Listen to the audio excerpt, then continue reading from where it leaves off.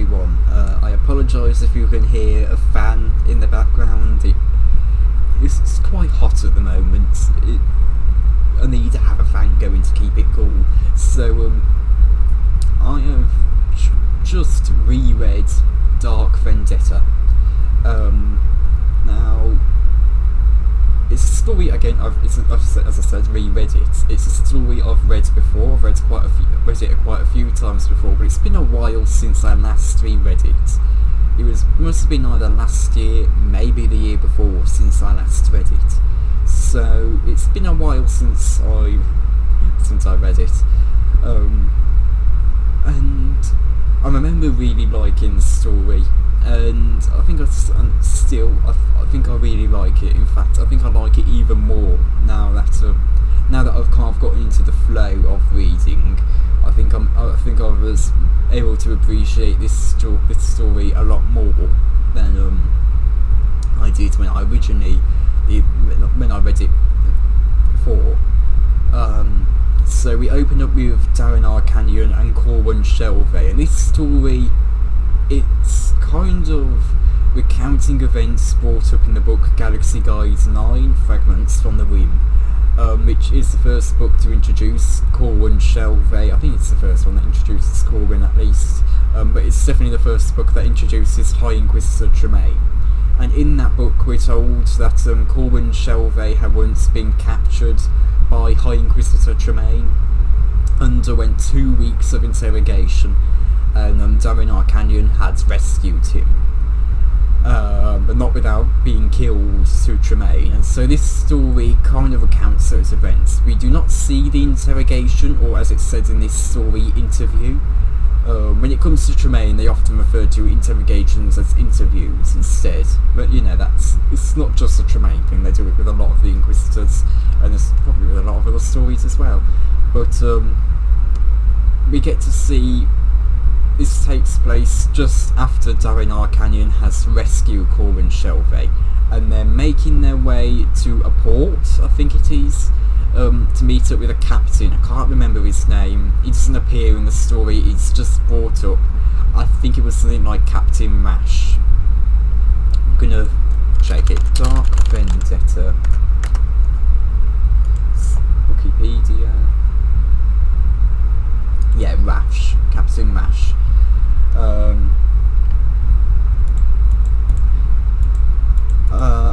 And Corwin's physically depleted. He's underwent really gruesome interrogation.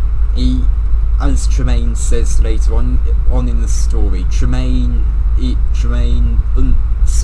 underwent and failed to break, despite this being Tremaine's most intensive interview he's ever conducted. And as we know in Galaxy Guide 9, Corwin Shelvey is the only person Tremaine's ever failed to break. When you're going to evasive action, that was a bit because it got Sonder there being interrogated, but he didn't get to finish that interrogation. Anyway, Corwin is tired, he's struggling to go on, but Darren is able, who is a Celestin, Darren Arcanian is able to encourage him to keep going, and eventually they get to a courtyard, which is the only thing blocking their way to the port. And Darren's trying to encourage Corwin to go faster, saying that let's hope that Rash hasn't been what was it, punctured? Or was it just delayed? No, that is late. And as they make their way into the courtyard, that's when a voice booms out, and it's of course High Inquisitor Tremaine. Now at this point he doesn't have his cybernetics that's given that really iconic look of his, but he says that he's afraid that their appointments with Rash may not go through. Darren grabs his lightsaber, and Tremaine says about how he's impressed about Corwin, and how Corwin has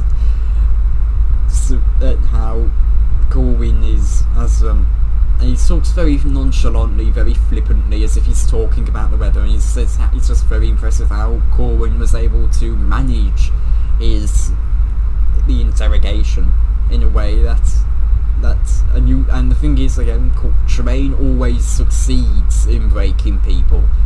Corwin's the only ever exception. But I'm trying to remember what's happened. This is the problem with short stories. To me, they don't stick as much as full books.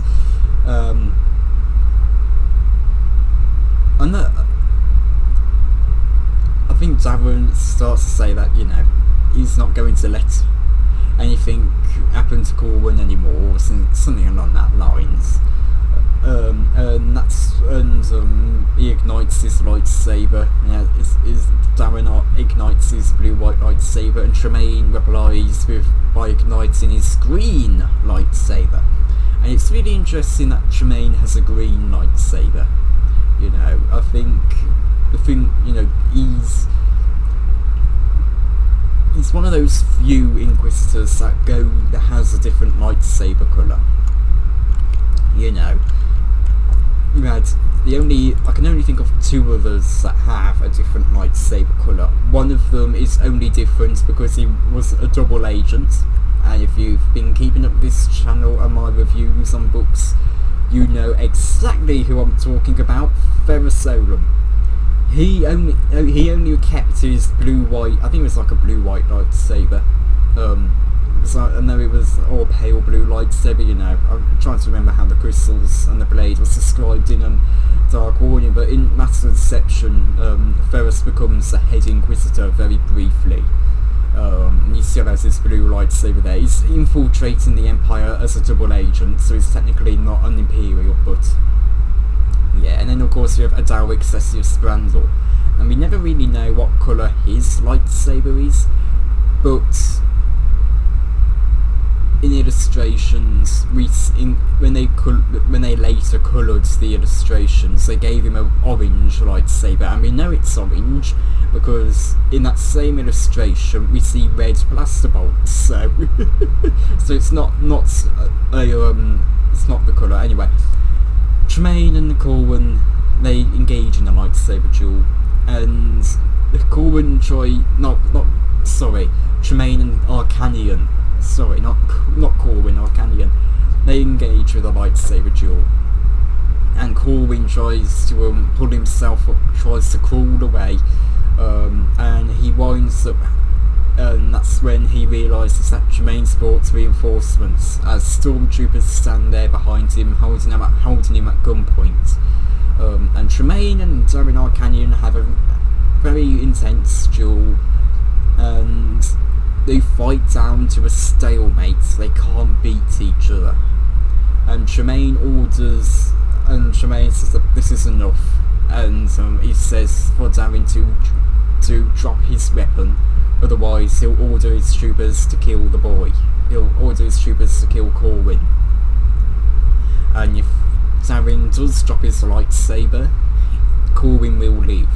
And Darren willingly deactivates his lightsaber. He doesn't drop it, but he deactivates it and requests that to let Corwin go is of no use to them, and to take him instead. And Tremaine, he sees through Darren's lie, and he strikes him down with his lightsaber, and he starts gloating. He starts really getting all full of himself, because Darren Arcanian's the very first Jedi Tremaine has ever killed. Well, Jedi Master, sorry, not Jedi. He's killed Jedi before, but this is it's implied at least, but this is the first Jedi Master he's killed. And he's really impressed with himself. And he starts taunting Darren Arcanian, and starts talking about how he could kill Corwin Shelvey, or how he'll maybe send him to his master, and the Emperor could have use for someone like him. And that's when Tremaine realises that something's wrong. He feels the Force surge. And Corwin Shelvey, it's never explained how this happens, but he's somehow gotten free from the stormtroopers. We are never told how he gets free, he just gets free. The stormtroopers just disappear from this scene. But Corwin uses the Force to summon Darren Arcanian companion's lightsaber, and he starts attacking Tremaine, who has to hastily ready his defence. And Tremaine's of course immediately on the back foot because he wasn't expecting Corwin to fight him. And then Tremaine tries to do a move that he has perfected, which is a sidestep and a slash to the neck. And we're told that this is a feint that he has perfected through months of practice. And this is and I suppose this is Tremaine's signature move, I guess. But in a way that Tremaine just cannot predict, somehow Corwin Shelvey slashes his right arm off and then slashes down at Tremaine's eye. Tremaine drops down to the ground in pain, and he goes into darkness. And again, going away from this story just briefly, in Galaxy Guide 9 we are told a bit about this duel in the courtyard, and we learn that of course Corwin Shelvey uses the dark side to try and fight Tremaine here. And we're told in Galaxy Guide 9 that this really traumatised Corwin Shelvey. After that he swore to never use the dark side again because he came so close to falling. And it's really nice that we get to see these events. But anyway, we cut back to Tremaine, who I suppose is now in the medical clinic. We're not explicitly told just yet. We know he's in the medical bay at the very end of the story, but at this point it's not really made very clear. I think he's in the medical bay because there's a couple of things being described that would make sense if he was in there. But also it could make sense that he's still on the floor in the courtyard. I don't think it's ever made clear. And we're given a brief look into Tremaine's history and past. And I think this is the thing that will really be jarring for people who read this now, who have never read this story and then go to read it now. And especially if you read Evasive Action, this story might be a bit jarring. Because this starts to cover Tremaine's history. And it's important to remember that this story came out before The Phantom Menace, which means the whole thing about Jedi taking children and only children for training kind of completely goes out the window in this story, because that piece of law wasn't established at the time. Anyone could be a Jedi at that time. So we're told that Tremaine's Force sensitivity was discovered by a Jedi Master called Kai Lanu. Funnily enough, that actually makes me wonder, because in Evasive Action there's a character called Lanu Pasik. Kai Lanu is brought up in Evasive Action as well, so I wonder if Lanu Pasik's name is in reference to Kai Lanu. I think hold on, I need to make sure I got the name right for the Jedi Master, because I never properly remember it. Yeah, Dav Kai Lanu. Yeah, I got it right. Okay. Yeah, that's something. But anyway, that's something to note. Anyway, Tremaine's Force sensitivity is found by Dav Kai Lanu, and it's found out just shortly after Tremaine's 15th birthday, and he remembers hugging his mother and her weeping with tears, and she wept with tears, and he remembers standing among other Jedi students, and Kai Lanu we're told about how Kai Lanu had to keep reminding Tremaine that he needs to be careful about his vanity, that a Jedi doesn't feel vanity, but Tremaine has vanity problems.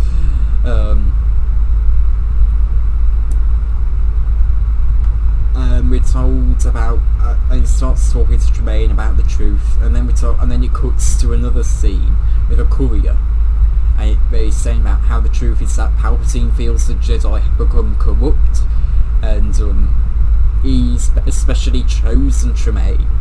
He's seen the potential for Tremaine. He's especially chosen him to assist in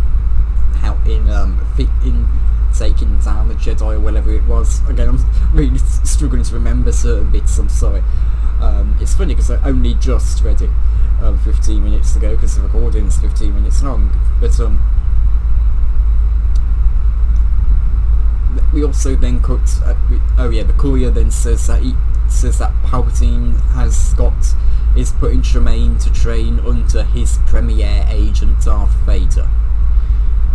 And we see Vader, and he's described as talking to Tremaine as if Tremaine is his son, and he's talking about how the Jedi would never let him reach his full potential, and etc, and etc, and then there's a bit of conversation that I can't specifically remember what it was about. And then Tremaine wakes up in the medical bay with his new cybernetics. We're told that he has a cybernetic arm now, and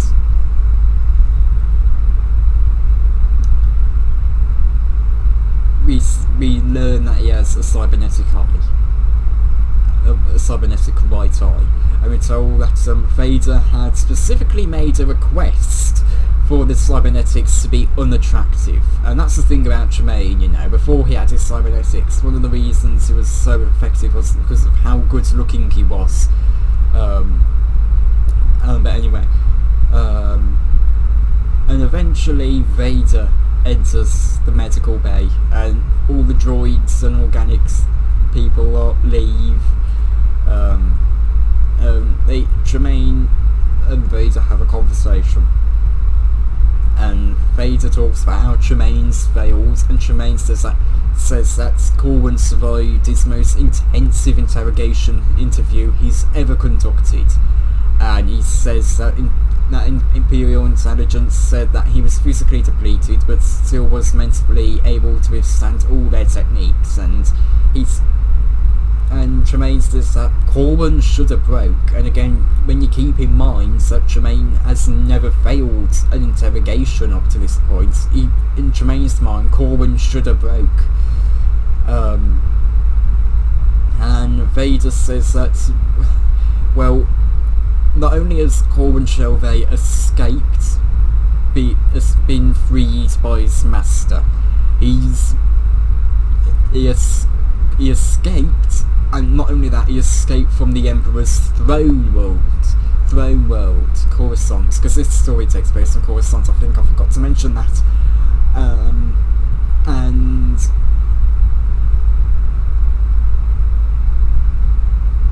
Tremaine assures that he'll hunt down Corwin, and Vader says, well, won't Darren Arcanian protect him? And Tremaine assures Vader that no, because Darren Arcanian's dead. And Vader congratulates Tremaine on that. He says that that's... I don't think... Tremaine ever says he kills him, so maybe he doesn't... So yeah, he doesn't congratulate him, but you know, he just says that that's good, because Darren Arcanian's been a thorn in the Emperor's side for too long now. And Tremaine assures Vader that he will hunt down Corwin Shelvey. And Vader says that do so, but ensure that you will not fail. And that's kind of where we leave off the story. Again, I really enjoyed this story. It's a short story, it's not very long, but it's a good story. Oh yeah, one of the things I forgot to mention was that Corwin Shelvey is described as a complete novice, while Tremaine's being described as having trained for years. And the thing is, the story acknowledges just how ridiculous that is. Just how ridiculous that this complete novice was able to take down this person who's trained for years. You know, I keep wanting to say book. The story acknowledges that. I want to make it clear that for people that say, that's really bad writing, the story acknowledges that Shelvey beating Tremaine is ridiculous. It acknowledges that. It's, but yeah, I really enjoy this story. I remember I originally read it because it had Tremaine in, and at the time I was really going through all of his stuff. It was while I was reading the Dark Forces novellers. I remember I started the first chapter of the third book, and then I spent a week going through the Tremaine, and then I got back to that noveller. But anyway, and that was like back in 2024, so you can go check out my community posts. You can scroll through them if you want to see my reviews if you want to see some of my book reviews from before 2025. You can go and look through those. So I don't go too deep into my thoughts on the book, on them like I do in these videos, but you get my general thoughts on what I think of the quality usually. But anyway, I really enjoy this story. I think Dark Vendetta is a very underrated story and a really good story. I don't think it's the best story with Tremaine. I think Longest Fall is going to continue to be my favourite story with Tremaine. I think Longest Fall does him the greatest amount of justice. I would really suggest reading The Longest Fall if you can find it. But yeah, I really enjoy the story. You really get... One thing I completely forgot was how Darren Arcanian is described as an elder and the way he talks. And that was something that was pleasantly surprising to see. How he talks, the way he talks to Shelvey, how he's described as an elder. That was something I had completely forgotten about, and it was a really pleasant surprise, you know. So yeah, it was really sweet to see how he interacts with Corin Shelvey. I think, you know, the duel between Tremaine and Arcanian, I think we could have seen. I think we could have seen a bit more of that. I think that duel is for the most part left up to how you want to envision it. You know, we don't really get any description as to what really goes on in that duel. Aside from that, Tremaine lands a series of attacks and feints that Darren Arcanian swiftly parries. That's about as far as it goes in description. And we're told that it ends in stalemate. And I do like that it ends in stalemate. I think I maybe would prefer Tremaine outright beating Darren Arcanian, but I like that it ends in a stalemate and that Darren Arcanian is a Jedi Master, because even in Legends, Inquisitors do struggle a lot when it comes to fighting Jedi. So it's one of those. I think it's a really neat duel. I think it was a neat duel. Maybe we could have seen a bit more of it.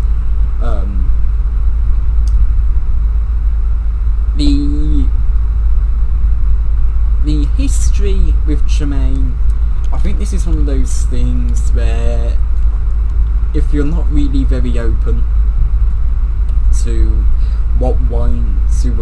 if you're not really open to how the lore was before the prequels came out, this may not work. You may not really like this bit,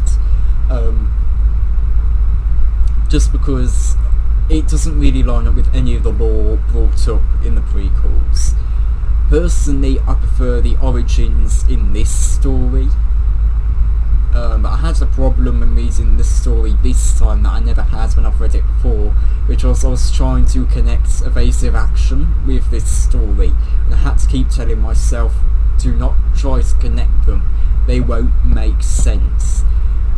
And I was still trying to connect them, but I tried, but you know, it was a short bit, and I was able to get past it. I don't know why I was so fussed with evasive action, because only Reversal of Fortune and Recruitment in those are good. Prey and Endgame are pretty bad, but I prefer the origins Tremaine has in this story compared to the origins that was established and brought up in Evasive Action Prey. I do not like that they changed a lot of stuff about Tremaine in Prey. I prefer how it was handled here. Here it doesn't make a whole lot of sense, but you can still work. But I think you can still work it into the lore, you know. it doesn't have to be absolutely perfect, but yeah, I prefer Tremaine's origins here in Dark Vendetta compared to Evasive Action, and I think there's a lot more emotion because we get to see a lot more of it as well, compared to just being briefly told snippets. That feels like it's the writer trying to desperately make sense of a character's history, so wanting to throw as much lore in as he can, which, you know, I've fallen into that trap as well before, but I think, yeah, I think Tremaine's history is handled a lot better in Evasive Action, not in Evasive Action, in Dark Vendetta. I don't really have a whole lot to say on Tremaine's conversation with Vader. I don't really have a whole lot to say on that.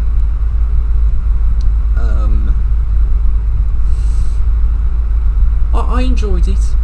I don't really have a whole lot to say on it though. I don't really have any thoughts on it. I do quite like that,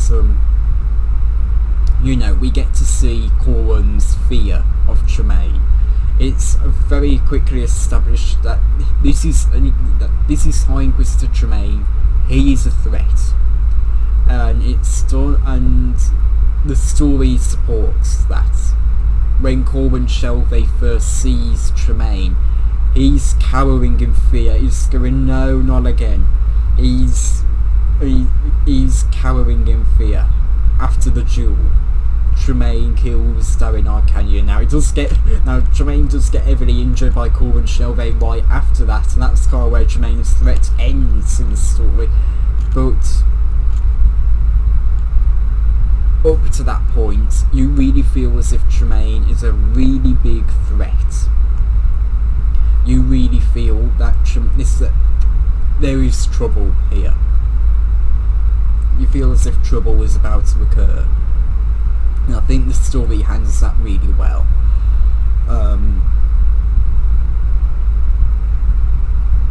Again, I also really liked Darren Arcanian. I completely forgot about, as I said before, how he talks and stuff. And that's the thing I like about reading the stuff with the Inquisitors. You know, Sherrick and Tremaine are very well spoken. You know, they don't really ever use words like a shame. They use words like pity. In this story, you know, Tremaine uses pity. He uses appointment rather than meeting.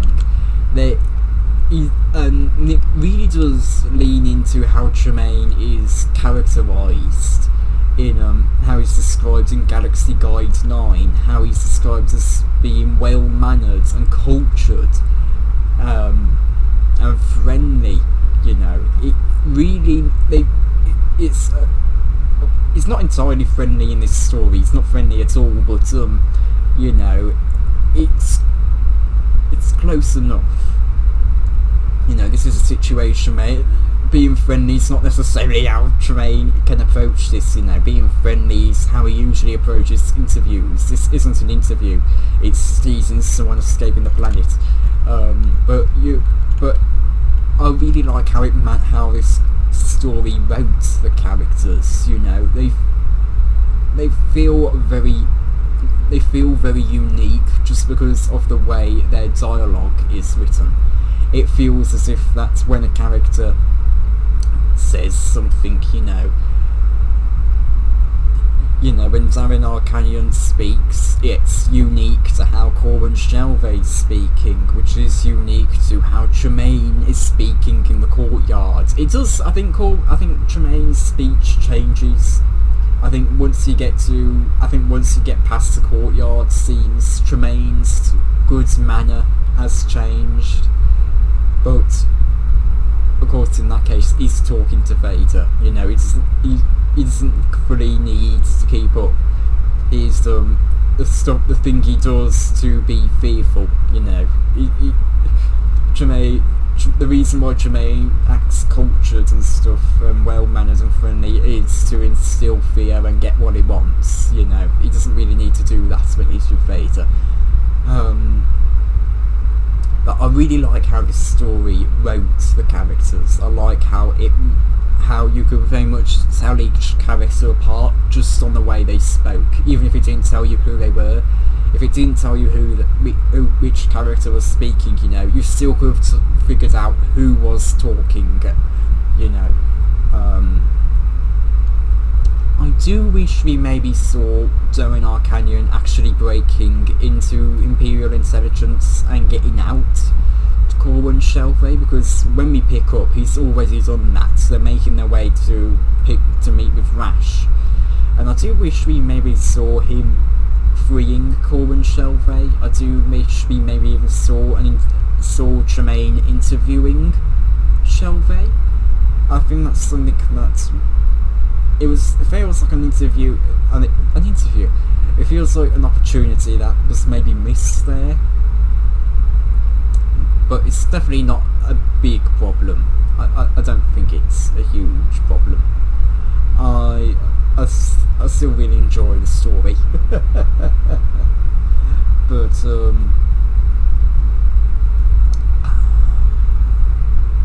what else can I say?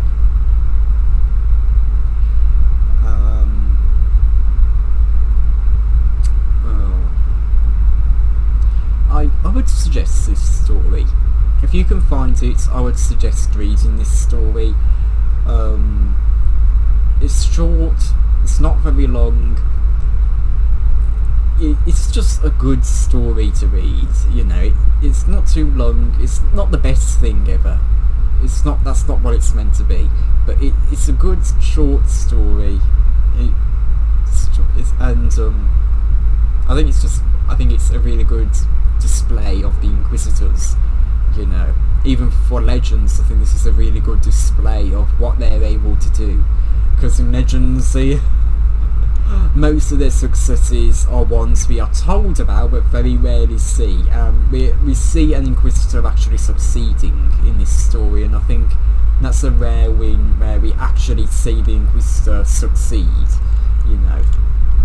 That's a very rare win that we see there. So it's quite nice.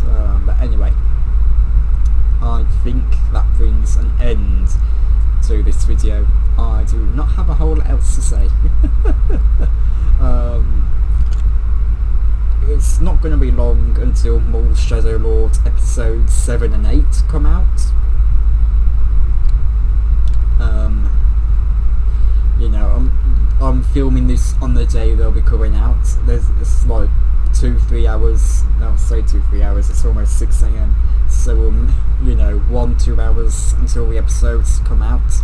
So if you want to know my thoughts on Maul's Shadow Lord, you can head over to my second channel, Gonk Dueling. You can go to my channel page, and then you'll see Gonk Dueling just under my videos on the main page. You can head over there, you can watch my reviews on episodes 1, 2, 3, 4, 5 and 6 at the moment, and I should be getting 7 and 8 out hopefully, but you know, whenever I say stuff like that, something goes wrong. So yeah, hope so. You can go check out my thoughts on Maul's Shadow Lord. You can also go check out my thoughts on the show before it came out, as well on that channel. So yeah, I don't usually bring up my second channel, but you know, if you want to go see my thoughts on Shadow Lord, go to my second channel. You can go watch my thoughts there. The only reason I put it on the second channel rather than this channel is because I put my thoughts before the show came out on that channel. And if I started doing reviews for this show on this channel, it wouldn't make a whole lot of sense. So my small Shadow Lord reviews are going to be on Gonk Dueling, my second channel. But the rest of the reviews will be on this channel, so yeah. Anyway, thank you all for watching, and goodbye.